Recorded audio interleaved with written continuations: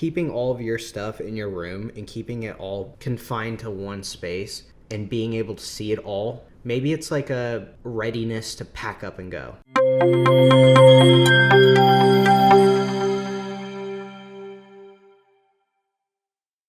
Hello all. Thank you for tuning in to Free My Pride podcast. I'm Brendan. I'm Greyson. And we are the hub for queer mental health. You heard it in the New York Times. You heard it in the Washington Post and in the Indy Star. We are the go-to podcast for queer mental health. And for talking out our ass. That too. Today we're going to talk about minimalism versus maximalism. And what that means, we're still not sure. Nope. No, we're not sure. And maybe we'll find out here today. We wanted to kind of bring up this topic, or I wanted to kind of bring up this topic, because I think it's interesting how all of our styles, especially as queer people, because we're not afraid to express ourselves and our style and who we are, is really differentiating each individual. I think it's so interesting. Like, some people in their style are extremely minimal and clean and kind of more of an aesthetic feel, and then some people, like myself, are really some may say extra and have a lot going on. That's the maximalism. Yeah. It's a nice way of saying we enjoy the clutter. Right. I have always felt like I like stuff, and I like a lot of stuff because I like what I like, so why wouldn't I want more of it? Whereas some people, as we're sitting in Greyson's house right now, is much cleaner aesthetic feeling. It's very black and white. It's very hard lines, and it just feels cleaner. It's not. I like the more minimalist aesthetic, but it's hard to let go of the stuff. I'm aspiring to be a minimalist. Okay, I like that viewpoint. You're an aspiring minimalist. Yeah. What does that mean? I'm like slowly letting go of stuff.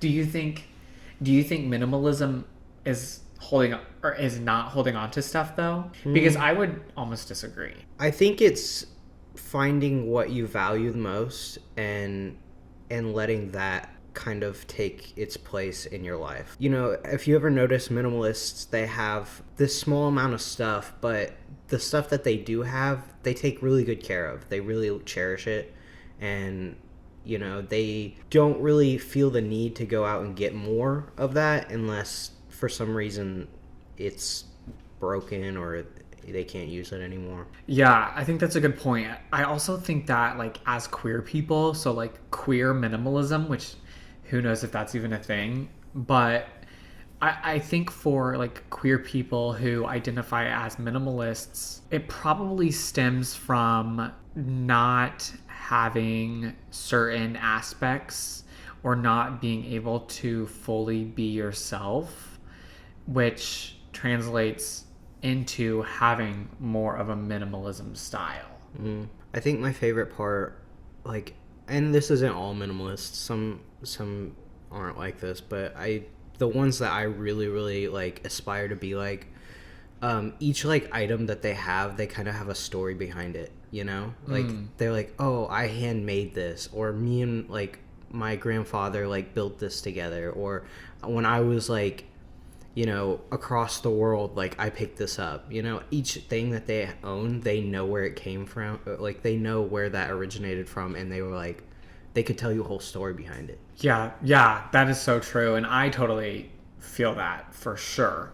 Like, most of the items that I have meaning, and right. Like, I'm passionate about them, even though like it could just be like a freaking quarter. Yeah. You know? Right. I don't think that maximalism or minimalism, like, I don't think that like they can't have that. Like maximalism, like people who really enjoy their stuff, like they can totally do that as well. It's just that sometimes it's like the collection is like, oh, I saw this online and I ordered it. Like, that doesn't really have as cool of a story behind it. But I mean, if it does mean something to them, it doesn't mean any less, you know?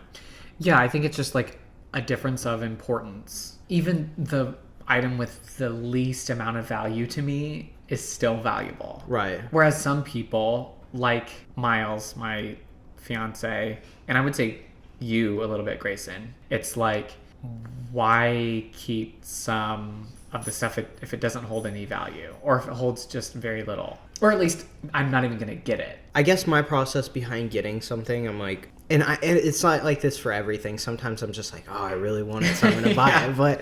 But like, my thing is I'm like, where am I gonna put it? Does it matter? Like, am I gonna be excited about this every time I look at it? You know, like something that I obviously don't need, but like, I think in that moment before I buy it, I'm like, where are you gonna put it? What are you gonna do with it? You So know? almost a difference in impulse. Yeah. I would say too. I mean, I don't know how your experience was or how you grew up, but for me, it was like, if you own a lot of objects, then you're automatically a hoarder, and being a hoarder is a bad thing. You know, like, that was how it was always looked at. Like, I would always, and I still always get like super insecure if anybody's like, you're a hoarder, you know? Like, it's not a bad thing to own a lot of stuff, like, if you really think about it. Yeah, as someone who owns a lot of stuff. But like, it shouldn't be looked at as a bad thing. You should be able to surround yourself with the objects and the things that you love. But having people around you to be like, you have too much shit, get rid of it. You know, like, There's also a difference between like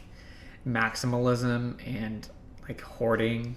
yeah, well, And, yeah. and like a difference in cleanliness. Yeah. You know, like, I'm totally like a maximalist. Like, I want to cover every inch of every wall with a picture, a painting, art, with an object. You know, I want to fill every space. You know, my office is filled to the brim with stuff, like just stuff. Yeah. But Miles gave you a room you could do whatever you wanted with. He's like, go nuts, and you did. Every time I walk in that room, it's shifted. It's different. yeah, but like, I love stuff like that. I totally identify as a maximalist. When I say hoarder, I didn't really mean like hoarder, like the clinical hoarder, but it was just like a term that was thrown around really loosely in our house, and it was like I don't know, almost like a insult of, you're doing something wrong, you know? Which, I mean, I know that being like an actual like clinical hoarder and stuff, like, that's not really healthy, but I always, like, now even growing up, I'm like, I don't like being called like a hoarder. I don't like people like noticing I have a lot of stuff. Do you consider yourself a minimalist? No, I don't. I would love to be, but I do love having stuff, and I have Jenna as well, and she's not a minimalist, and she will never be. So I actually consider you a minimalist. really, Yeah, I think that your style, and like, right now Grayson is redoing his kitchen cabinets, and it's like so minimalist. yeah, You know, and your room is so minimalist. Like, your house is so clean, tidy, straight lines. You know, there's intention with every single piece because there aren't very many. that's kind of what I pushed for. Not only because I have like a smaller space, like, I mean, the house isn't necessarily like tiny or anything like that, but a lot of the space that when we moved in, it wasn't really usable space. So like, now as I've been going through the house and redoing everything, I try to make every square inch of it like actual usable space. I kind of feel the same way, but I think in my mind, I just want to fill the space to fill it. Right. Yeah, well, and it's crazy too, because like, I have this like weird part of me that's like, oh, I love like the minimalism. I love the like the clean, like, just the clean look and stuff. I like really open, airy spaces, but I love going to places where like there's just such unique like furniture and art pieces and just super colorful, and I don't know, I love that, but I don't know that I could live in that because it's just so much to look at all the time. I really think it's like truly like my mental illness and my mental health that leads me to that. The reason I want my office filled is because like it actually comforts me. You know, my eye, no matter where I frickin' look in my office, I'm looking at something. Yeah. It ain't just a wall, you Yeah. know. It's not just the floor. It's not just the ceiling. In my head, you know, that makes me comforted because I'm not thinking about something else. I'm my mind's occupied or my sight's occupied with this object or whatever. Yeah, it is. It's kind of cool how adjusting or moving your space around or making it to where that you would like something that you are really interested in, how it can make you feel a certain way. Like even like painting your wall a different color. It changes Yes. the whole mood that you're in when you're in that room. Yeah, that's a sore subject for me. I wish you wouldn't have brought up color. I cannot stand the color of our house. When we first moved in, I liked the color of our house. It was just neutral. It was more brown and tan than it was gray, and it felt almost a little bit warmer, and it was okay. But now it's too dark for me. It's way too dark for me. I need something a little bit more neutral. I don't want something that's like, super, super, super gray, but it's too dark for me. It's kind of crazy how the colors do eventually shift. Because like when we first painted this room, it felt like almost white. Mm-hmm. Like it was like it's a gray, but it felt almost white to me. But now you're in it and you're like, this is kind of darker, The colors do eventually shift in your mind a little bit.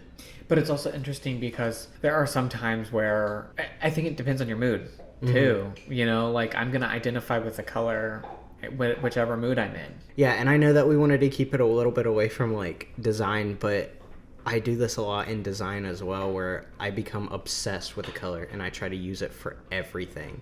And then eventually I'm like, I don't really care about this color anymore. I think it all stems back to like almost how you grew up. And I know Jenna and I have talked about this before, but when you grow up and you don't have a bunch of material things or space to have just objects, when you don't have, those things, I think when you grow up, you kind of hold on to them a little bit more dearly. Mm-hmm. Because I'm now able to have things. I'm now able to spend money on things that I want. Whereas maybe in the past, you couldn't. I couldn't. You couldn't spend money on that. You had to worry about survival. Right. Jenna and I talked about this a lot when we first moved in here, because it took her up until like the middle of quarantine so that was probably 2 years of after living here, to actually like do anything with her bedroom. It was like all just blank walls, nothing, just a bed and like a desk. She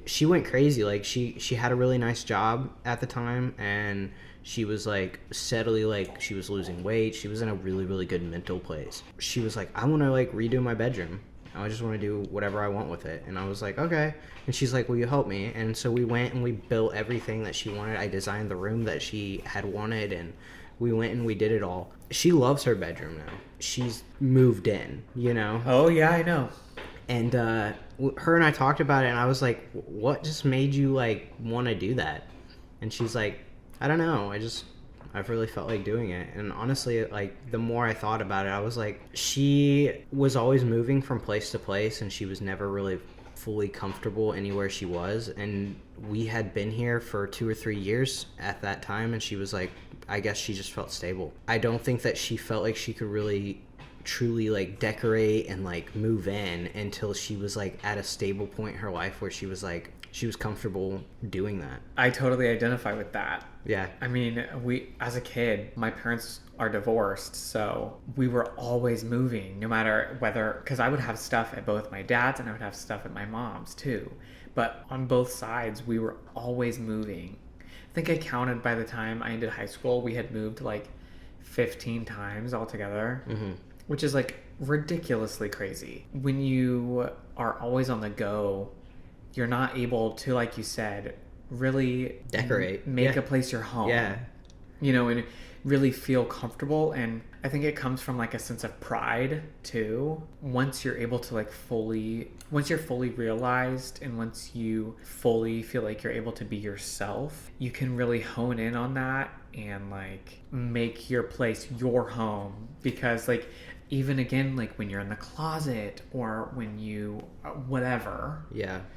You're not able to fully express yourself. No. So when you are... Yeah, that space is like you know, like the same as when you were a little kid and your parents help you decorate it, you know, you like just keep it that way up until you really feel comfortable. But even then, like things that I thought were cool at 8 years old, at 10, it's not the same, and I want to change my room already. You know? But like it makes you think back to like, because I did that when I was a little kid and I was like struggling with who I was. Like I just didn't change anything. I just left it all the same because I didn't really know who I was at that moment. I didn't really start actually like developing my room on based around my personality until we moved into a different house, and like I painted the walls green and like put up like skateboarding shit because that's what I was into at the time and stuff. But for somebody like Jenna, you know, she never had those experiences where her parents like helped her decorate because they were moving all the time. So,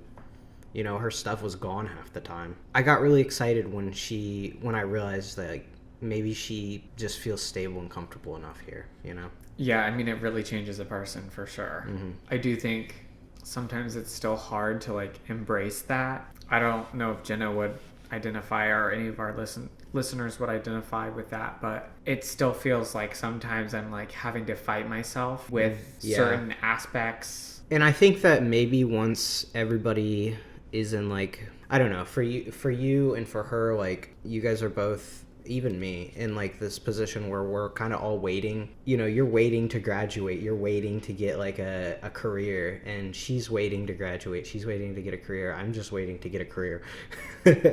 But once we have like that income that we're looking for and stuff, I think that maybe that would like change it. I don't know though. I mean, I disagree.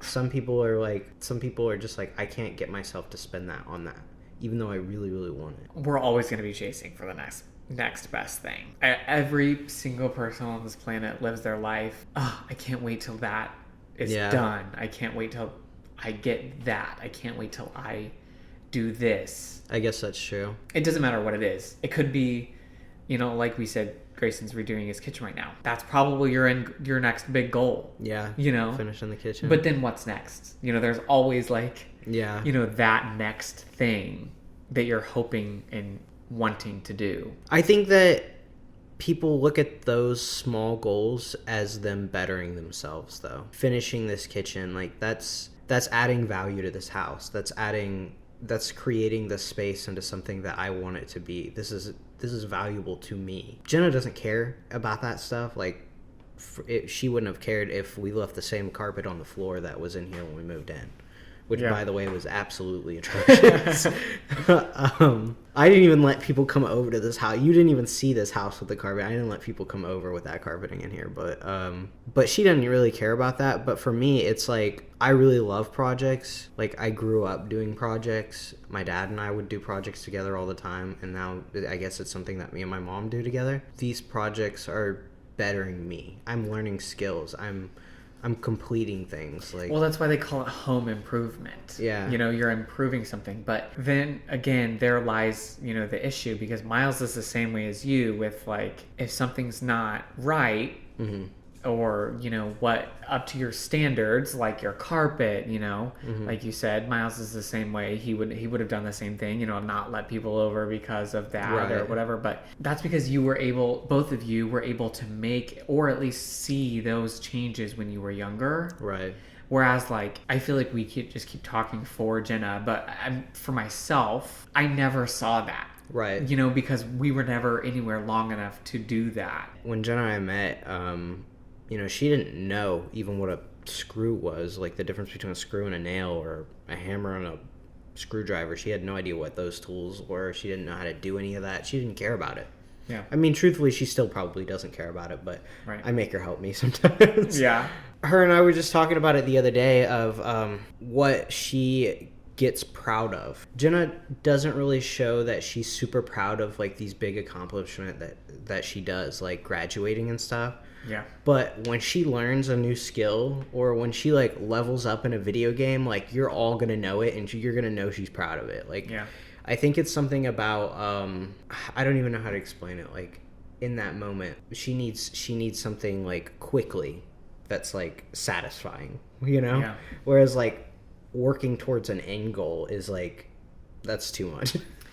You know? I'll tell you what it is. It's addict behavior. It's not adding. Yes, it is. I'm not joking. Like alcoholism runs in my family. Jenna has addiction issues in her family. Addicts are always looking for that next fix, and they're always looking for whatever short-term solution, like whatever can get the job done in an easy, affordable, exciting way. That's what they're gonna do. I mean, maybe, but I don't know. Trust me, I'm right. I don't really feel like Jenna has that much of an addictive personality. Yeah. Well, I mean, addiction isn't just doing drugs. Addiction no. isn't just... That's what I mean by like addictive personality of like Right. these like small kind of like things that people can like get kind of hooked on. I just think that maybe it's like... But you can be addicted to adrenaline. She does get pretty excited about those video games. But as I've heard, so do you. Yeah. My brother said that you were leaping around the house the other day. Yes, I was jumping up and down and getting pissed. For me, you can also see it with like physical items too. I really like having just stuff. I don't know why, but I've always just like whatever I'm interested in, I like having those things. Mm-hmm. And maybe it's not like collecting stuff. Like I have a couple of pop figures, but it's not like I want to have the biggest pop figure collection. Yeah, it's so weird because like I remember when I was a kid, like people having collections, quote unquote, and then the collections were like a large quantity of that object. But like as an adult, I'm like, I don't really care about that. I don't need to have every single one of those specific things. I just like to have like the stuff that I like to have, you know? Is that minimalism? Is that what minimalism is?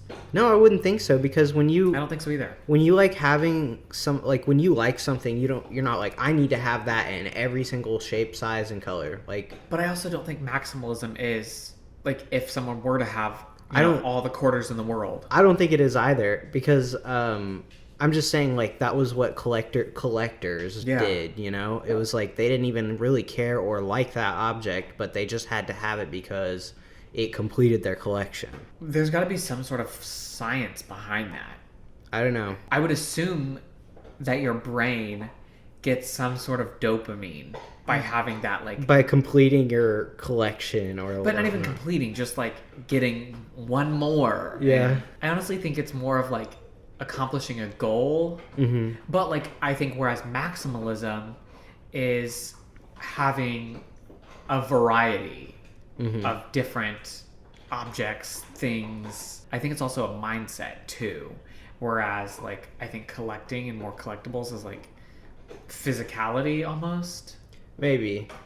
I think maybe it's like a satisfying thing. Like I do feel satisfied when I see a collection of something, when I see like a series, you know? Yeah. If you see something Completion. Yeah, if you see something and you see it in like multiple colors and you're like, "Oh, well that's kind of satisfying," but I don't feel the need to have all of those things. I also think like having collectibles and collecting is a hobby. Whereas like minimalism and maximalism, like I said, is more of a mindset. Collecting the like coins, or I don't even know what else people collect.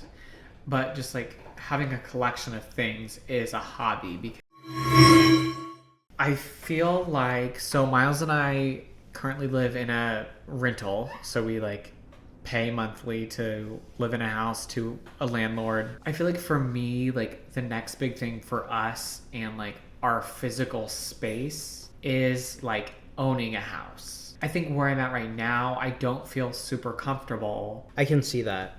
Also, I mean, I was going to ask you, like, how does it work between you and Miles? Like, does he have a problem with your like stuff? Does he confine your area of where you can put it? Because like I know that Jenna and I kind of like, especially when we first moved in, we kind of argued about what was going where and stuff like that. Yes. Yes.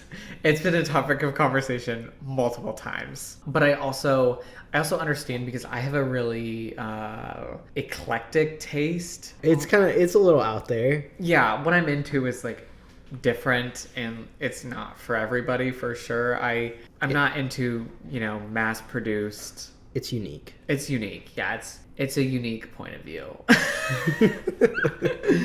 So I understand that, but we had a conversation a couple of months ago or weeks ago, and I just kind of told him, like, yeah, I want to have more things throughout the house. Because I feel like right now a lot of this stuff is quote unquote his, although it is ours. It's picked out by him. Derived from him or his family. Right. So in the future, I want to have kind of more stake in throughout the house, furniture or whatever. Right now, I haven't pushed super hard on that because we're in a rental. Because truthfully, it doesn't feel like ours. Right. It feels more so his than it does mine. So I haven't really pushed that far. But I know once we own a house or whatever situation we're in next, I'm going to make sure it feels like ours. And I have more say. I'm wondering if I know that Jenna probably feels similar to that.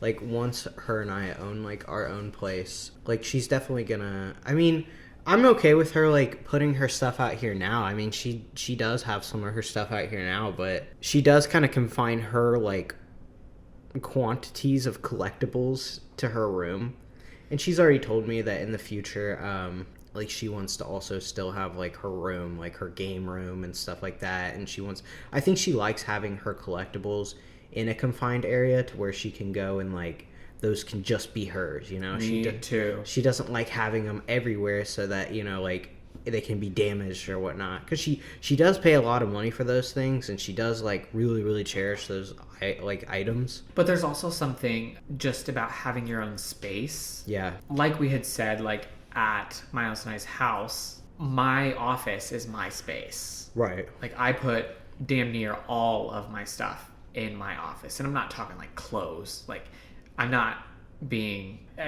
feel like I'm making it sound like I'm confined to one room. No, yeah. But it's just kind of my style and my like physical items that don't really have any necessity. Like you don't need them for a home.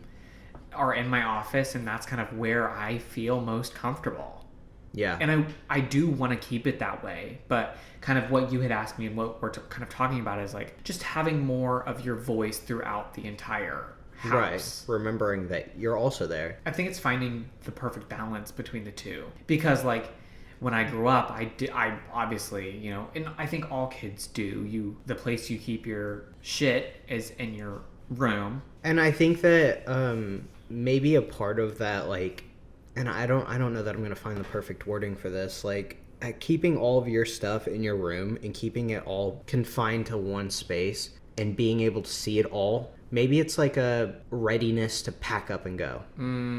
Oh my gosh, can I get a snap for that? Even if you did decorate just that space, you're like, okay, like it's all here in front of me. I know where it all is, and it can just all be transported. That is so shocking.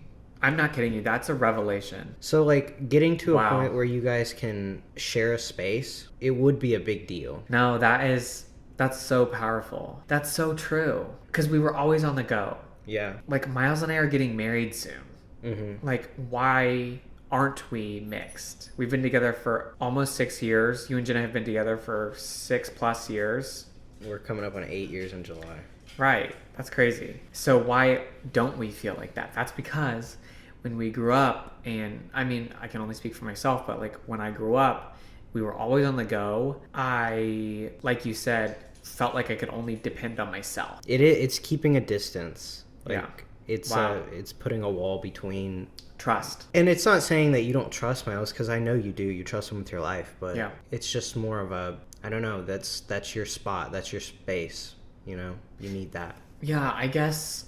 Wow, there's going to be a lot of changes. I'm not kidding. That just like, I don't want to say it changed my life because that's dramatic, but like that's pretty close to changing my life because it's really true. I think I find comfort in that room, and it's good to have a place where you can feel comfortable and like feel like that's your kind of haven when you're feeling down, or like that's the place that's going to pick you back up. But it's more than that, it is a suitcase. When I was growing up, and obviously still to this day, you're thinking about the next thing, in which kind of is a trauma response of like, who knows if I'm going to be here tomorrow. I also was thinking, I know when I was younger, I wouldn't have a lot of stuff, and I'm talking probably high school. I tried to make it easier if I were to kill myself. There wouldn't be a lot to deal with. I wanted it easier for whomever was cleaning up after me you know, if I were to be gone, that they wouldn't have to deal with a lot. I mean, do you ever find yourself repeating that behavior? Not necessarily thinking about suicide, but thinking about if something were to happen, what you would leave behind. Yeah, absolutely. I think it's less suicide ideation nowadays, thank God. You know, there are some times when, and this is anxiety and OCD, when my head is just racing and I'm thinking about all different sorts of situations. Like if Miles and I were to just get into like one little fight that obviously doesn't even matter and it's like shouldn't even be considered a fight, but I'm like, okay, he's gonna break up with me and I'm gonna have to leave. And it's exactly what you said. Okay, I literally just need to get the shit in my office. That's it. So I have that one place that I know that that's where my stuff is, so that if something does happen, you know where it all is. I can be gone in an hour. And maybe it'll change when you guys do own a place together, you know? Yeah. And you guys are married, because you know it's not going to be one little fight. It's going to have to be a series of fights to get you to that point. And even if it was one little fight that got you there, it's not as easy as just leaving. But I think it's going to have to be a lot more personal growth as well, changing your perspectives a lot. Maybe putting a little bit more trust in him and yourself. Do you feel like you and Jenna do that well? No, I don't think we do. I mean, I think we do it really well for right now, you know, but we do have like these walls that we've built up. We have a lot of growth that we have been working on as well. It's going to take time, like with anything, you know. Yeah. I do hope that at some point she is at a place where she's like, she doesn't have her suitcase as her room, and maybe that's not what it is for her. Maybe it's different for her, but I don't know. That's kind of how I've always viewed it as. Have you talked to her about that? Not really, no. Hey, I would push you to talk to her about it, because like it really, like, I can say it over and over again, but that really did like reveal something. I've never thought about it that way. I've never thought about how that is exactly what that is. It's an out. I've always kind of left it alone because I know that maybe she just needs that. Yeah, but like you gotta push boundaries and you have to learn. You have to grow as a person. I think also for Jenna and I can speak for myself, that growing up not trusting anyone and being only there for yourself, even 8 years, even 6 years into a relationship, you're still not there. And as much as I would say I would jump in front of a train for Miles, and I'm sure Jenna would do the same, I know Jenna would do the same, that there are still kind of aspects of your past that come through, and like traumas that you're still almost experiencing or trying to desensitize from, that's showing through in aspects that you're not even understanding or seeing yourself. Yeah, I mean, I think that things that, you know, affected you from childhood, they're all around you. I mean, you don't even realize, like, maybe you do things in a certain way and you always have done it in a certain way, but that's just how it is for you. You don't really even think to question it until somebody else comes along and says, hey, why do you do it that way? You know, and you're like, oh, I don't even know. Maybe that's just the way I was taught to do it. But it's hard to change those things. If you never even realized you were doing it and you were like, the way that you had been doing it had been affecting other people, it's hard to like change that aspect of yourself. But that's why like Jenna and I are really lucky to have found people that can help us do that. Every single person is different. You know, no one's experiences are the same. We can find a lot of similarities, but everyone's going on their own journey, and no one can tell you how to live your best life, because only you, when you're dead, are going to know how to live your best life. So decorate your room how you want it. So do whatever the fuck you want is what I'm trying to say here, folks. Your surroundings, how you like decorate your house, how you kind of like make your space, is a reflection of who you are. Like, for example, me being able to decorate as soon as we moved in, that was, I guess it was sort of a privilege that I didn't know I had. And seeing you and Jenna and, you know, Justin, which is Jenna's brother, be able to like actually start showing a little bit of themselves through their, you know, decorations, through their art, I guess you could say. That's growth, no matter how much you look at it. And I'm super proud of them and you for being able to do that. It's like you said, just a comfortability thing, the finally being yourself and being able to say that like this is what makes me comfortable, and like this is what I'm going to do, period. You know, you have no say in that. And I like what you said about having the privilege. That's what it stems from a lot of the times, is being able to have that privilege finally, to maybe make changes like you want, or say, hey, I want to redo my room. Right. You know, or I want to put these 12 frames on this wall in a very small space. Right. I want to do that, and I'm going to do that, and I can do that. And for other people at that time when we all first moved in, maybe them not feeling comfortable enough to do that. Or just not in the mindset to do that. Right. I can't talk a lot about like minimalism versus maximalism because I don't know a ton about it. Well, thank you for tuning in to Free My Pride podcast. I think it's really valuable knowing that no matter what kind of style or mindset you identify with in your physical space, no matter what that is, it's important to know that once you find that, you'll be your most comfortable self. Thanks for tuning in, and have a great day. Thank you.